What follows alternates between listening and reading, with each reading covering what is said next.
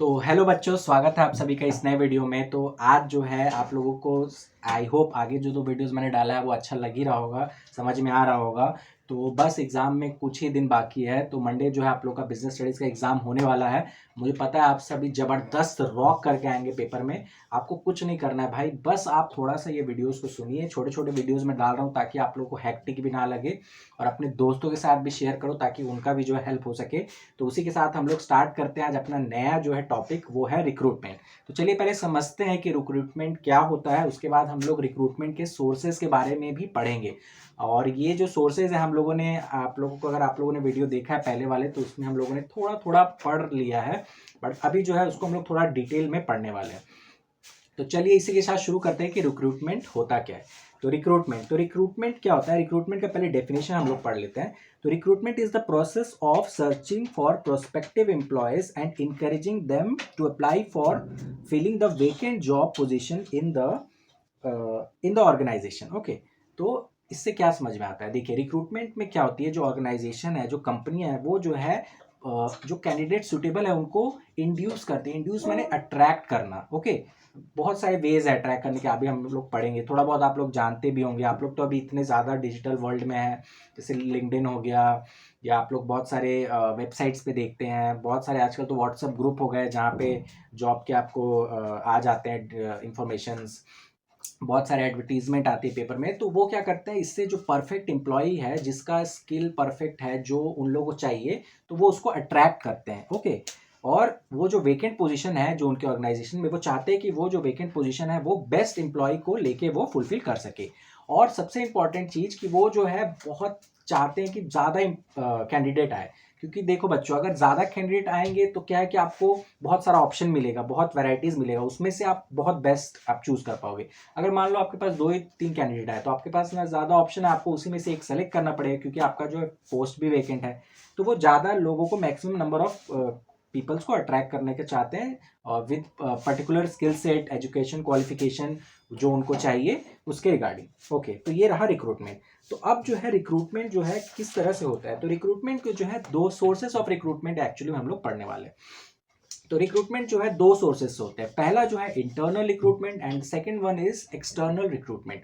तो internal recruitment क्या होता है, तो हम लोगों ने पहले भी पढ़ रखा है। इंटरनल रिक्रूटमेंट मतलब कि जब किसी भी वेकेंट पोजीशन को फुलफिल करते हैं हम लोग उन एम्प्लॉयज़ को लेके जो ऑलरेडी उस ऑर्गेनाइजेशन में काम कर रहे हैं, उनको अगर उस वेकेंट पोजीशन पे हम लोग अप्लाई करवाते हैं, तो वो होता है इंटरनल रिक्रूटमेंट। मतलब कि recruiting people from with in the organisation. Okay, organisation के अंदर से ही आप रिक्रूट कर रहे हैं। ओके, और एक्सटर्नल रिक्रूटमेंट क्या होता है, वहीं पे एक्सटर्नल रिक्रूटमेंट जस्ट उसका ऑपोजिट, कि when you are recruiting employees और peoples from outside the organisation. आपके ऑर्गेनाइजेशन के बाहर से अगर आप किसी को रिक्रूट कर रहे हैं उस वेकेंट पोजीशन के लिए जो आपके ऑर्गेनाइजेशन में खाली है, तो उसको हम लोग कहते हैं एक्सटर्नल रिक्रूटमेंट। तो अब ये जो है बहुत सारे वेज से होता है, इंटरनल रिक्रूटमेंट भी और एक्सटर्नल रिक्रूटमेंट भी। तो चलिए पहले आप सभी को मैं बताता हूँ कि इंटरनल रिक्रूटमेंट के क्या क्या डिफरेंट डिफरेंट वेज है। तो फर्स्ट जो होता है ट्रांसफर। तो ट्रांसफर का मतलब क्या होता है, देखिए ट्रांसफर का मतलब बहुत लोग सोचते हैं कि उसमें आपका इनकम बढ़ जाता है, बट ऐसा बिल्कुल नहीं होता है। ट्रांसफर मतलब क्या होता है, एक एम्प्लॉय का एक जॉब से दूसरे जॉब में ट्रांसफर होता है, या एक शिफ्ट से दूसरे शिफ्ट में जाता है, keeping the level of authority same.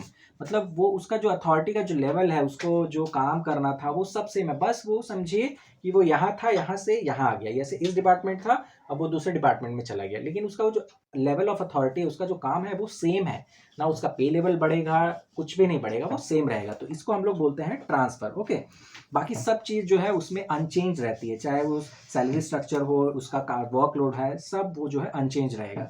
Next इसी में आता है प्रमोशन। प्रमोशन जो है इसमें होते हैं थोड़े से चेंजेस।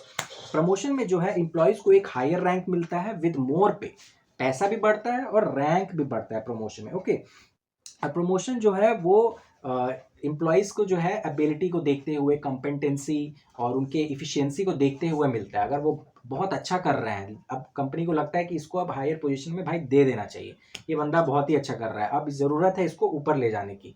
तो उससे क्या होगा, उसका भी जो कॉन्फिडेंस लेवल है वो बूस्ट होगा, वो और खुश होगा। आप ही सोचो, अगर आपको एक ही क्लास में पढ़ाया जाए, 11 में पढ़ाया जाए तो आप भी बोर हो जाओगे ना। आप जैसे जैसे 9 1 2 3 4 5 6 7 8 9 10 11 12 अप करते जाते हो, आपको भी एक कॉन्फिडेंस आता है अपने ऊपर कि हाँ मैं कुछ सीख रहा हूँ, मैं अब ऊपर जा रहा हूँ, मैं अब आगे बढ़ रहा हूँ। जिस भी तरह से वैसे भी ऑर्गेनाइजेशन में होते हैं। Okay, next is demotion. Demotion उसी का उल्टा है, प्रमोशन का इज ऑपोजिट ही है डिमोशन। इसमें क्या होता है कि आपका जो रैंक है वो लोअर हो जाएगा और आपका जो पे है वो भी लोअर हो जाएगा। तो डिमोशन एक तरह का नेगेटिव पोजिशन पॉइंट है, नेगेटिव एक तरह से इफेक्ट आप देख सकते हैं। उसमें क्या होता है कि आपकी पोजीशन लोअर हो जाती है। ओके, ये जो है जो आपके एम्प्लॉयज है उनके इंथुजियाज्म को, उनके मोरल को भी डाउन कर देता है, किल कर देता है। ऑब्वियस सा बात है, अगर आप नीचे आओगे तो आप लोअर फील करोगे। ओके, अब नेक्स्ट जो है ले ऑफ। ले ऑफ में क्या होता है, temporary separation of the employees from the employer because of lack of work. Okay, ऐसा हो सकता है कि आपकी कंपनी में अभी आपको उतने काम की जरूरत नहीं है लेकिन लोग बहुत ज्यादा है, तो इसमें जो कंपनियां क्या करती है, ले ऑफ करती है। ले ऑफ में क्या होता है, टेम्पररी सेपरेशन होता है एक एम्प्लॉय का, और फिर अगर कंपनी को ऐसा लगता है कि अब जो है काम नॉर्मल हो गया है या काम बढ़ गया है, तो वो ले ऑफ जिनका उन्होंने करके रखा होता है वो उनको वापस जो है बुला लेते हैं। ओके, इसी के साथ जो लास्ट पॉइंट है हमारा वो है री एम्प्लॉयमेंट। तो री एम्प्लॉयमेंट क्या होता है, जो रिटायर्ड एम्प्लॉयड होते हैं, एम्प्लॉयर जो होते हैं, सॉरी, जो रिटायर्ड एम्प्लॉयज होते हैं, कंपनी के ऑर्गेनाइजेशन से रिटायर्ड हो जाते हैं, तो री एम्प्लॉयमेंट होता है कि वो जो कंपनी है उन लोग को वापस से बुला लेती है, कुछ काम से या कुछ ऐसा पर्पस हुआ जिसमें उनकी जरूरत लगी तो वो उनको वापस से हायर कर लेते हैं, तो इसको हम लोग बोलते हैं री एम्प्लॉयमेंट। तो ये जो सारे पॉइंट्स थे, transfer, promotion, demotion, lay off, री एम्प्लॉयमेंट, ये सारे सोर्सेस ऑफ किसके थे, internal sources of recruitment. Okay, अब जो मैं आपको बताने वाला हूँ एक्सटर्नल सोर्सेस ऑफ रिक्रूटमेंट क्या क्या होते हैं। एक्सटर्नल सोर्सेस ऑफ रिक्रूटमेंट जो है उसका जो है पहला पॉइंट है एडवर्टीजमेंट। बहुत ही कॉमन पॉइंट है, आप लोगों ने देखा होगा न्यूज़पेपर में, पहले तो भाई न्यूज़पेपर में ही सारे एड्स आते थे। अगर आपके जॉब्स के या किसी भी कहीं पे किसी ऑर्गेनाइजेशन को कोई पोस्ट चाहिए, तो अभी आप लोग एग्ज़ाम के भी फॉर्म फिलअप करते होंगे तो देखिएगा कि पहले क्या होता था, ऑफलाइन होता था, सब कुछ ऑफलाइन होता था, कॉलेजेस में भी ऑफलाइन अभी भी होता है, बट अब देखिए सब चेंज है। अभी जो है हम लोग 2026 में है, इसमें सब चेंज है, सारा कुछ ऑनलाइन हो गया। आप कॉम्पिटेटिव एग्जाम्स के फॉर्म भरिए वो भी ऑनलाइन है, अभी कॉलेजेस में भी बहुत सारा पोर्टल उन्होंने ऑनलाइन कर दिया है। तो वैसे ही कंपनीज भी जो है रिक्रूटमेंट का प्रोसेस जो है एडवर्टीजमेंट के थ्रू करती है, चाहे वो न्यूज़पेपर में हो गया या अभी तो पहले जो मैं पढ़ा रहा हूँ वो है एडवर्टीजमेंट जो न्यूज़पेपर के थ्रू होती है। ओके, इसमें वो क्या है, इनवाइट करते हैं एप्लीकेंट्स को, एक पर्टिकुलर एजुकेशन क्वालिफिकेशन दे देते हैं, स्किल सेट दे देते हैं, और जो उसको फुलफिल करता है वो अप्लाई करता है। नेक्स्ट है एम्प्लॉयमेंट एक्सचेंज। आप लोगों ने बहुत लोगों ने सुना होगा, बहुत सारे एम्प्लॉयमेंट एक्सचेंज ऑफिसेज हैं जो गवर्नमेंट रन करती है। उसमें जो है जिसको जैसे मान लीजिए मुझे जॉब की ज़रूरत है तो मैं वहाँ पे गया, मैंने वहाँ पे अपना सारा रेज्यूमे दे दिया, अपना सारा स्किल सेट बता दिया ये है, तो अब जो है कंपनियां जो है उन लोग को भी कांटेक्ट करती है, वहाँ से भी उनको बहुत सारे ऐसे कैंडिडेट मिल जाते हैं बहुत इजीली, जो कि उनके जॉब जो वेकेंट है उस पोजीशन उसको वो फुलफिल कर सकते हैं। थर्ड जो है वो है एग्जिस्टिंग एम्प्लॉयज। कभी कभी ऐसा होता है जैसे आप रिकमेंडेशन बोलते हैं, जिसको हम लोग बोलते हैं, जैसे मान लीजिए मैं एक ऑर्गेनाइजेशन में काम कर रहा हूँ, ठीक है, अब मुझे पता चला कि मेरा ऑर्गेनाइजेशन में एक पोस्ट खाली है और मुझे मेरे कोई फ्रेंड ने बोल रखा था कि भाई मेरा ऐसा ऐसा क्वालिफिकेशन है, अगर कभी कोई प्लेस होगा तो मुझे बताना। तो अब मैं जो है उस पोस्ट के लिए अपने फ्रेंड को रिकमेंड करता हूँ, तो वो होता है आपका एग्जिस्टिंग एम्प्लॉयज़ का रिकमेंडेशन। तो कंपनी जो है उसको भी कंसिडर करती है। उससे क्या होता है कि जो हम एम्प्लॉयज़ हैं उनको भी अच्छा लगता है, ताकि उनके भी जो है उनके भी वर्डिंग्स को रखा जा रहा है, उनको भी एक मोरल बूस्ट होता है। तो ये होता है एग्जिस्टिंग एम्प्लॉयज़ के through recruitment. Okay, and next हो गया लेबर यूनियन। बहुत यूनियन तो आप लोगों ने सुना होगा, बहुत सारे कॉलेजेस में रहते हैं, लेबर के भी यूनियन होते हैं। तो बहुत बार ऐसा भी होता है कि लेबर के जो यूनियन होते हैं उनके पास भी बहुत सारे ऐसे रिकमेंडेशन होते हैं, वो भी जो है कभी कभी वैकेंट पोजीशन के लिए उनसे भी कांटेक्ट करते हैं, या वो भी अपना रिकमेंड देते हैं कि हाँ ये फलाना कोई है, इसका ऐसा ऐसा क्वालिफिकेशन है, आप इसको भी कंसिडर करिए। तो उनका भी कंसिडरेशन माना जाता है, कंपनीज जो है ऑर्गेनाइजेशन उनका भी कंसिडरेशन लेती हैं, ताकि उनको भी अच्छा फील हो सके और उनको भी ऐसा लगे कि हाँ हम लोग भी एक ऑर्गेनाइजेशन का पार्ट है, हमारी बात को भी रखा जा रहा है।